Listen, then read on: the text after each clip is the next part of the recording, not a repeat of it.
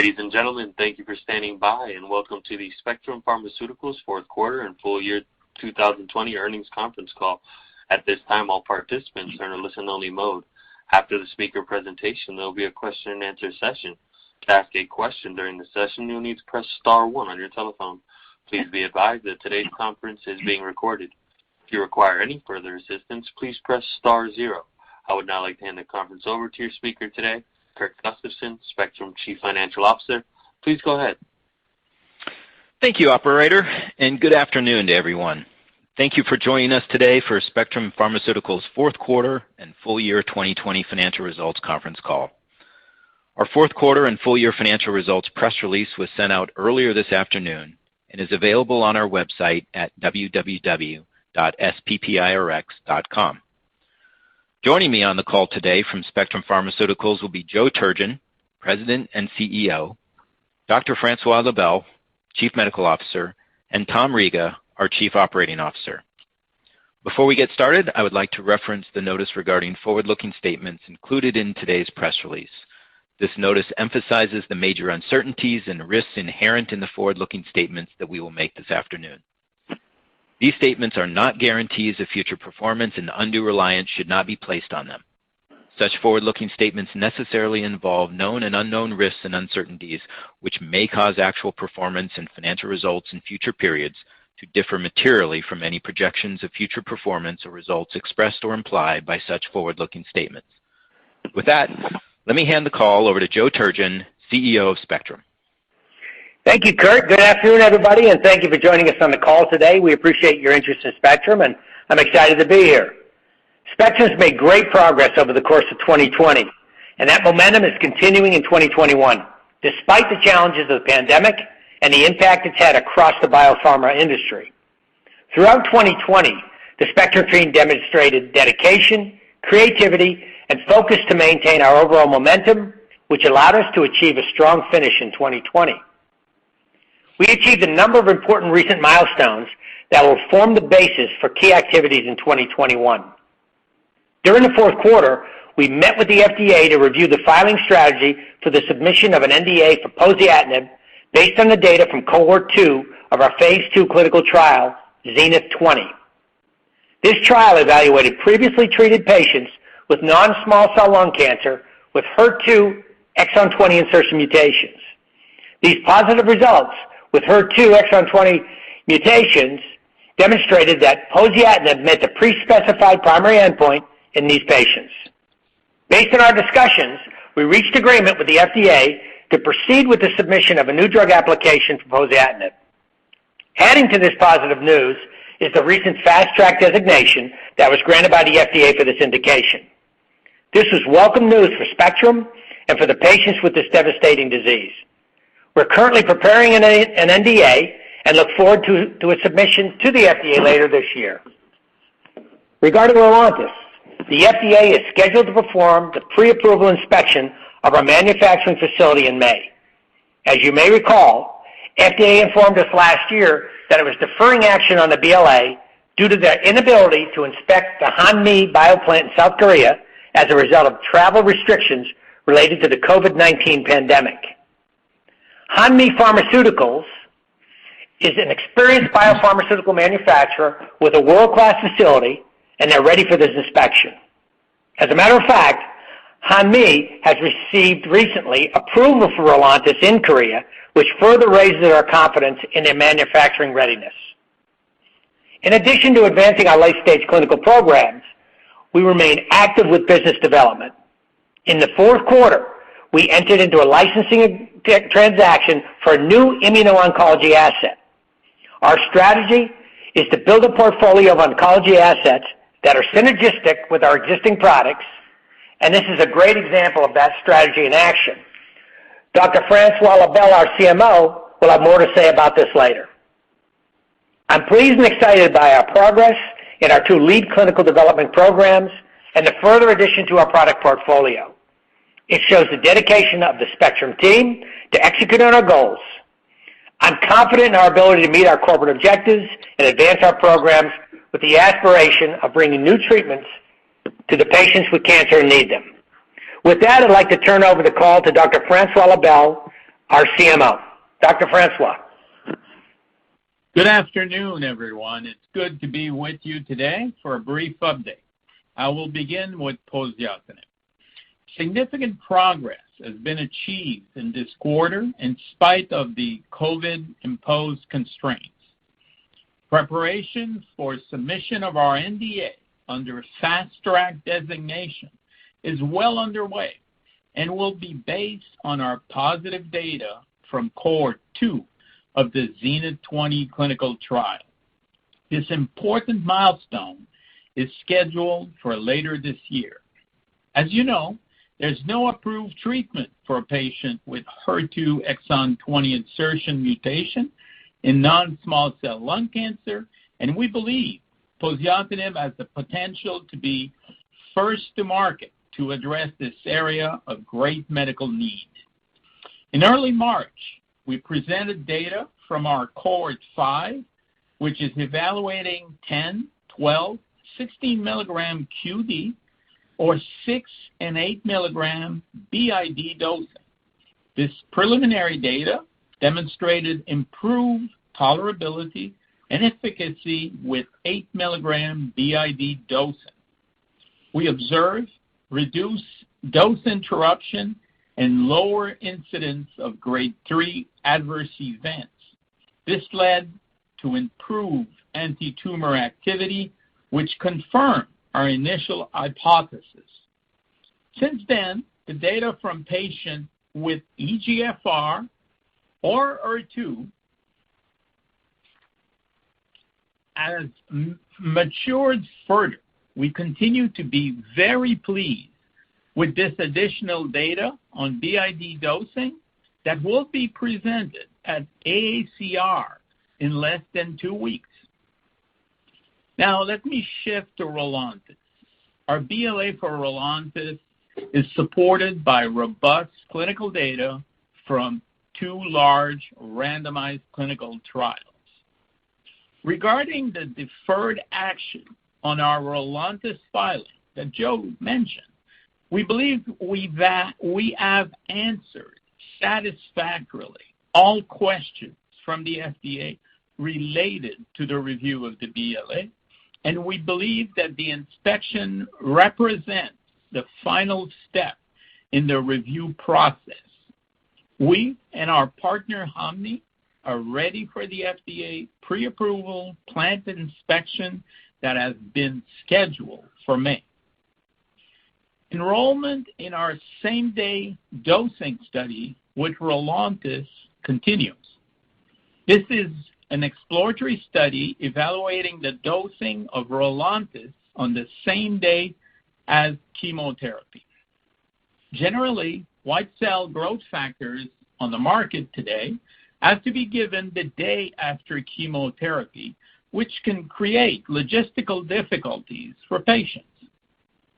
Following our initial safety evaluation examining dosing at 30 minutes, 3 hours, 5 hours post-chemotherapy with a total of 9 patients, we are expanding enrollment in the 30-minute arm to 15 patients. We recently presented the results of the initial safety evaluation at the Miami Breast Cancer meeting in early March and have a translational poster at AACR. Now, let's turn to our emerging immuno-oncology pipeline. Starting with our Focused Interferon Therapeutics program, or FIT. FIT consists of a fusion protein of an anti-CD20 antibody, moiety, conjugated to alpha interferon. This fusion protein is directed against CD20 expressing B cells and is in phase 1 dose-escalating study for treating patients with relapsed or refractory non-Hodgkin lymphoma, including diffuse large B-cell lymphoma. We recently presented data at ESMO in a rodent model suggesting higher activity than rituximab and a good safety profile. We now have sites open for enrollment. As Joe mentioned, we entered in a licensing transaction with Therapix for a new immuno-oncology asset covering a proprietary product known as PCX12, an encapsulated controlled-release IL-12 formulation. IL-12 is sometimes called the master regulator of the immune system and can enhance cytotoxic T cell and NK cell activity, which are important mediators of tumor killing. It has been shown in a number of solid tumors to reprogram the tumor microenvironment and reduce T suppressive cells. This program is currently in preclinical development, and we will have more to say when we get closer to filing an IND. 2021 is a big year for Spectrum as we have key regulatory milestones and multiple data readouts. I look forward to providing you further updates on our progress throughout the year. With this, I will turn it over to Kurt for a review of our financials. Thank you, Francois. Our SG&A expense for the fourth quarter of 2020 was $15.7 million versus $15.1 million in the previous year. R&D expense was $47.2 million versus $23.3 million. The increase in R&D expense relates primarily to a one-time charge of $28.2 million to write down assets at our secondary source for Relantis manufacturing facility. Much of this cost was related to equipment installation and validation processes, which will not be recoverable, while the actual physical equipment was written down to fair market value.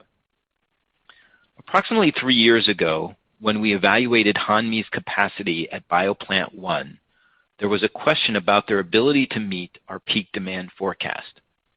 As a result, we commissioned a second manufacturing source and invested significant capital at this facility. Since that time, a couple of things have happened. First, Hanmi has made great progress and invested in a brand new state-of-the-art facility in BioPlant 2 that will greatly increase their capacity. The completion of this facility is ahead of schedule and was constructed with investment in collaboration with large pharma partners and is now fully commissioned. Second, the timelines for our secondary manufacturer did not meet our expectations, and as a result, it was deemed unlikely to be a solution for us at peak demand. So as we evaluated the capabilities, risks, and economics of these two manufacturers, we believe that the combination of Hanmi's BioPlant 1 and BioPlant 2 will provide the most efficient and cost-effective solution to our long-term supply needs. And as a result, we have made a decision to discontinue our work at the secondary manufacturing site, which is what's leading to this charge. This has no impact on near-term launch supplies. We currently have over 12 months of supply here in the U.S. ready for the launch. Moving on to other income expense, the gain in the fourth quarter was $12.9 million compared to a loss of $2.4 million in the period a year ago. The gain primarily relates to an increase in the value of our equity holdings in Kasi Pharmaceuticals. Our net loss for the quarter from continuing operations was $49.9 million versus $40.2 million in the comparable period in 2019. On a non-GAAP basis, which primarily backs out one-time impairment charge, the stock compensation costs, and the change in value of our Kasi securities, our loss for the quarter was $28.9 million versus $33.4 million in the prior year period. We ended the year with $180 million in cash plus marketable securities, which is down approximately $18 million from the previous quarter.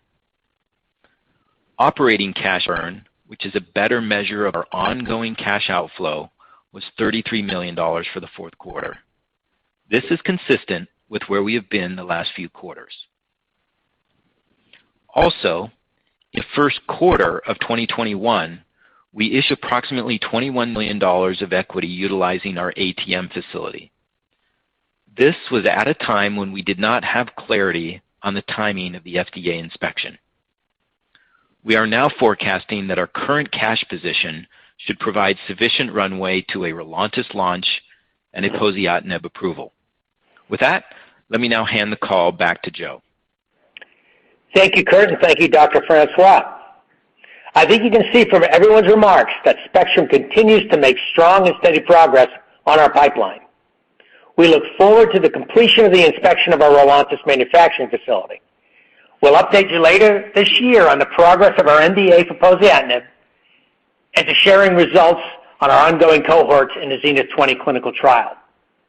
Once again, I'd like to thank our entire team for their hard work and their dedication in these unprecedented times.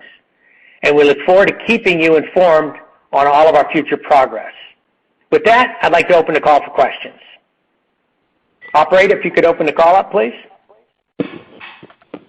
Thank you. As a reminder, to ask a question, you'll need to press star 1 on your telephone.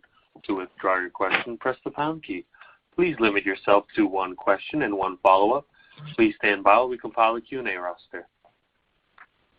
Our first question comes from Maury Raycroft with Jefferies. You may proceed with your question. Hey, Maury. Hi, everyone. Congrats on the progress, and thanks for taking my questions. First one is just on Rolontis, kind of a naive question, but just wondering if you could provide more clarity into specific next steps after the inspection and what timing could look like there. And has FDA given you any feedback on the rest of your BLA filing, which includes the clinical data? Francois, do you want to comment on that? Sure. So let me start with, let's just say that when we got the deferral, as opposed to a complete response, CRL, that usually indicates that the FDA is, they're pausing their review, and the only step left, to our knowledge, is the inspection. We've had a lot of discussion with the FDA on all the other matters, and our understanding is that we have, answered all their questions satisfactorily. So we believe the inspection is fundamentally the last step. As to the timing following an inspection, assuming that there is no issues, roughly, I think a little more than a month probably is the ballpark figure, and maybe I'll pass it on to one of my colleagues to tell you about, launch activities, if that's what you're asking. Sure. Yeah, that'd be great. If you want to go more into launch activities, that would be helpful as well. Yeah, Tom, why don't you comment on your launch readiness? Hey, Maury, it's Tom. We're thrilled. We can't wait for this approval, and we're ready to launch. We will be out in force upon approval. We have the leadership team in place. We have a gated hiring of our sales reps, which the vast majority have been identified, and we will begin demand generation soon thereafter approval, and we're looking forward to this inspection in May. Got it. Okay, that's helpful. And maybe one follow-up on AACR. Just wondering if you're going to break out cohort 5 patients by mutational status, and can you say how much follow-up and how many additional patients are going to be at AACR relative to the ESMO TAT update? Right. Let me start with the nature of the communication. So we're going to be speaking on both EGFR and HER2 patients, and we'll be focusing on the dosing. So in other words, we're going to provide result, activity, anti-tumor activity, as well as safety profile of the 10, the 12, the 16 milligram, as well as the 6 and 8 BID. So that's the focus for the initial communication. And we will actually be reporting in excess of 100 patients total. Great. Okay. And are you saying anything on the amount of follow-up time for the patients? Yeah, well, the follow-up will vary simply because we'll be reporting results, very fresh results. So obviously there's going to be more detail at AACR, but at this time I will just say that we are confident that we can report preliminary data, and we have come to some conclusion, and we will communicate that at AACR. Okay. Thank you very much for taking my questions. Sure. Thank you, Maury. Thank you. Our next question comes from Alethia Young with Cantor Fitzgerald. You may proceed with your question. Hi, this is Emily on for Alethia. Thanks for taking our questions and congrats on the progress. I was wondering if the FDA has already begun doing international inspections, or if May is kind of their assumed time frame for starting those up again. I guess, is there any risk that the May timeline could be pushed back, or do you feel that that's like a pretty definite time frame? Yeah, thanks, Emily. I'll answer. First of all, I can't answer in general what the FDA's position is on international inspections. I can only speak for ours, but I can tell you that they've already met with Hanmi and our personnel, and they've gone through COVID, all the procedures with COVID, the way everything's going to be done, and they're all set to come in May. So everything's being set up. So we feel that unless something crazy happens, we're looking forward to having the inspection done in May. Okay, great. Thank you. Thank you. Thank you. Our next question comes from Ed White with H.C. Wainwright. You may proceed with your question. Hi, guys. Thanks for taking my questions. So, hey, Joe. As far as POSI goes in, how should we be thinking about EGFR exon 20 mutations? With the BID dosing, is there a potential to readdress this market and perhaps develop a new study or expand the cohort 5 to focus on EGFR alone?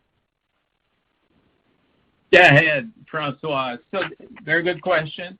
As you know, obviously we met the primary endpoint cohort 2 on HER2, second line, but we have shown consistently across the other cohorts, although cohorts 1 and 3 have not met primary endpoint, we showed pretty significant clinical activity there nonetheless.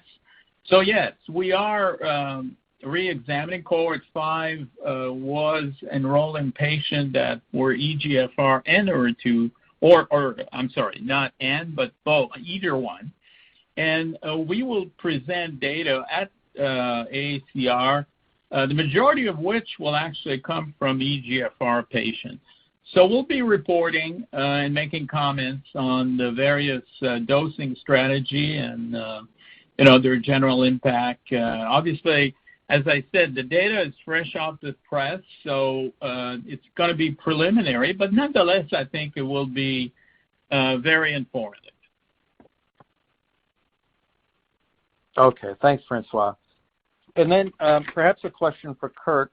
How should we be thinking about SG&A and R&D expenses going forward? As you mentioned, there were a lot of one-time factors in the fourth quarter numbers. So I'm just wondering how we should be thinking about SG&A and R&D costs going forward throughout 2021. And then it seems that Tom is going to hire the bulk of the sales force once you get approval. So for Rolontis, I just want to make sure I heard that correctly. Thank you. Yeah. No, so I guess the guidance I would give you on SG&A costs, Ed, would be if you just take a look at historically, we've been pretty consistent around that $15 million number. Now, that number per quarter, right? So that number will go up slightly as we hire additional sales folks, but this is not a big sales team, so it's not going to be a dramatic increase, but there will be marketing costs as well. So that will go up as we move into kind of the actual launch period for Rolontis. With regards to R&D, that number can bounce around a little bit depending on whether or not we're buying inventory. As you recall, when we purchased pre-approval inventory, that's classified as an R&D cost. And so when we take possession of that material, that can kind of bump the numbers up and down. When we sell it, it will come out as a zero cost of goods sold eventually. Post-approval, those costs would be booked as inventory, so you might actually see R&D costs for that perspective go down. So I think you can go back and take a look at just in general. If you average over the previous quarters, it can give you a good signal for kind of a longer period of time, but quarter to quarter it could bounce around a little bit. Okay, thanks, Kurt. Oh, and Kurt, one last question on the ATM. You had a $21 million raise thus far this year. What was the number of shares that were issued associated with that $21 million raise? Ed, I'm going to have to go back and look. My recollection is right around 5.5 million shares, but we'll report those numbers in the 10-K tomorrow. Okay. Great. Thank you. Thank you, Ed. Thank you. Our next question comes from Mayank Mamtani with B. Riley Securities. You may proceed with your question. Hi, good afternoon, team. This is Sahil Kazmi for Mayank. Congrats on all the progress in the quarter. Just a couple brief questions from us, maybe first relating to the data expected at AACR from the Zenith 20 cohorts. Any dosing info, both on the efficacy and sort of safety and tolerability side, that might be relevant to include in the ongoing NDA submission as it relates to cohort 2? Is this some data that the agency may benefit from? And then just a brief question on the same-day dosing trial afterwards. Sure. So, yes, look, the NDA and the discussion we've had so far with the FDA is relates to cohort 2. And as you know, cohort 2 was done with 16 milligram per day, and we met the pre-specified endpoint, actually exceeded a little bit. So that's going to be the focus of the submission. Now, when you do a submission, you have to provide the FDA essentially complete information about what you know about the drug, safety, efficacy, etc., including a section called dose justification. So obviously, we're going to be providing them additional information on some of our findings with BID dosing. And as you know, we've presented before at the ESMO just recently that BID dosing actually had a positive impact, a signal about better anti-tumor activity, but also pretty significant reduction in adverse events. So they will definitely see the information, and we'll have good discussion, but the core of the submission is cohort 2. Great. That's very helpful. Thank you. And then as you think about the same-day dosing trial with Rolantis, can you talk about, in the context of the expanded enrollment, how you think about the path forward? Sure. So we, the expansion to 15 patients, we fundamentally want to confirm the same safety profile we saw at 30 minutes, which was not dramatically different from the large pivotal trial we had done when we gave the drug 24 hours later. And, we want to make sure that the attributes that we're seeing there, meaning the more rapid recovery from neutropenia, is seen as well. So if all those things are seen, we probably would engage in a discussion with the FDA to the path forward. We have developed some plans, but I don't want to go in detail now until we do the next step of expanding to 15 and then talking to the FDA. Got it. All right. Thank you very much for taking our questions, and very much look forward to the data at AACR. Congrats on the progress. Thank you. Operator, if you can hold on 1 second. Ed, I looked up your number. If you're still on the line, it was 5.7 million shares that were issued in the quarter.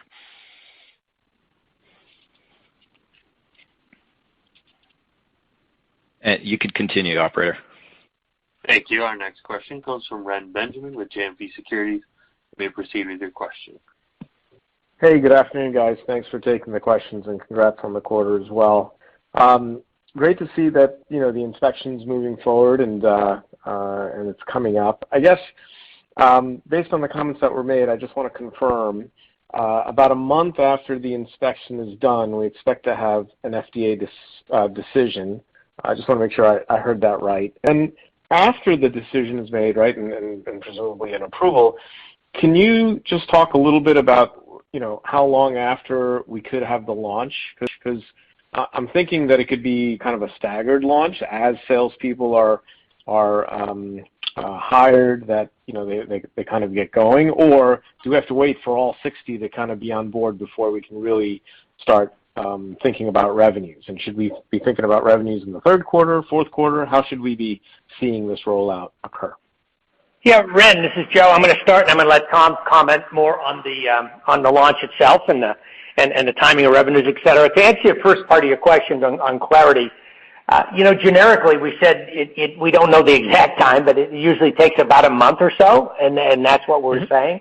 So we don't know for sure when the agency will get back to us. But I want to stress, we feel, and that's what's been indicated to us, that's the last step in the procedure here, because we didn't get a CRL back in when we got the deferral. So we hope this is the last, and we assume this is the last piece. There's no other thing to do after that. So that's why we said about a month. That's just speaking generically from other drugs, and I hope that helps on that, other drug approvals. Now, Tom, why don't you walk them through on the timing of what's happening in the launch? Sure, Ren. I think just by way of reminder, we have approximately 25 of the 60 FTEs on board today. So the hiring will be triggered upon a successful pre-approval inspection, and we'll bring those folks on board. So if you're thinking about approval plus, you would begin demand generation with the leadership team, all contract rollouts, and beginning to engage customers in pretty short order post-approval. You would then have certifications, training, and customary things like license number being affixed to the syringes, final PIs being printed. I think in line with biologics, you think about 4 to 8 weeks post-approval for product in channel and real demand generation to be filled. Is kind of how we're thinking about that. Got it. And can you remind me, Tom, the discussions you've been having regarding reimbursement? Because it's not a biosimilar. You're differentiated. Can you just remind us kind of where you are with that? Yeah, so we have been very active, and the final approval and label will trigger the submission to CMS. So the initial launch would be with a miscellaneous J99 code, and then you'd figure in the neighborhood of a quarter, depending on the actual timing. There are timing windows. CMS has shortened those windows of what they used to be, but depending on the actual timing of approval, you would then launch with a miscellaneous J code. Customers we would extend dating terms for miscellaneous J codes, and then CMS would issue a permanent J code that is independent for Rolantis. As a BLA product, we would be in unilateral control of our own discounts, rebates, and reporting to CMS, and ultimately the reimbursement of the product would not be contingent upon anybody else's activity other than ours. And I think at the end of the day, what that equates to is stability and predictability at the customer level for how they should be thinking about reimbursement. So when we look at this, we think it's a real advantage at a time when there is a fair amount of chaos in a very significant market within white cell GCSF, and we think it gives us a unique opportunity to both be competitive and offer physicians an alternative choice. Got it. Perfect. And then just one question on the same-day dosing. We have the expansion for 15 patients. When, how quickly do you think we could get those patients? And I guess it's just going back to the previous question, but if we expect, let's say, those results, I'm going to say within 6 months or so, correct me if my timing is off, it seems like you might be able to go with that straight to the FDA to come up with some sort of maybe a little bit of a larger study, maybe a bridging study, or do you think you might be able to actually modify the label according to these, just these limited number of patients? Yeah, so it's Francois here. I'll take that one. So I just want to be clear that the initial filing, the BLA that's under review, where we're talking that the last step is the inspection, at least we believe so. Mm-hmm. So we don't have anything about same-day dosing in that potential approval in near term. Now, as soon as we go through the expansion, get the data, if it confirms what we saw earlier and it really, truly, there is attribute of our product that is, because it's novel, it has meaningful difference from some of the biosimilar or the originator in the sense that it has different kinetics and especially different pharmacodynamics. It stays in the marrow longer. So all these attributes make it, a little different here in its behavior from the others. And so those elements would have to be discussed with the FDA as to what is the next step. And, depending on the strength, the signal we see in the expansion, that's really going to affect our design of the next study. And so I wish I could tell you more now, but unfortunately we're going to have to wait to get those results. We think, by the way, that we should be able to recruit those patients quite rapidly. We don't expect a protracted, long or difficult recruitment. Got it. Okay. Now that's thanks for the clarity on that. I guess just one final question for you. It's probably for you, Francois. We have cohort 5, the various dosing schedules. I guess I'm trying to understand what are the next steps. Like let's say we decide, okay, look, 8 mg BID looks really good based on these expanded number of patients. Kind of what happens at that point? Do we just kind of leave it out there as a published manuscript, and once POSI gets approved for HER2 patients, HER2 exon 20 patients, physicians can utilize the literature and kind of modify it themselves? Or do you feel that, you really want to get out there, expand it, that dosing schedule to EGFR, exon 20 insertions, as well as maybe get a formal label change by, conducting a proper study? Yeah. So look, I don't want to get ahead of myself here. In 10 days or so, you're gonna see the abstract and then the presentation. So obviously we need to wait for that. But if we assume that the signal is good against EGFR and continues to be good with HER2, the natural thing that one would do, other than discussing it with the FDA, obviously, would be, further expansion of a cohort that looks good, right? That's the normal thing that you would do.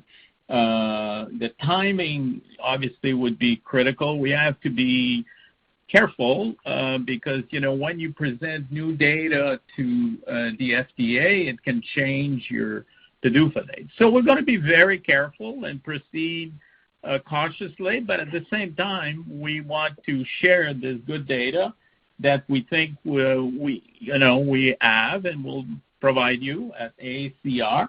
And, we got fast track designation. There's a reason for that. There's a real medical need here.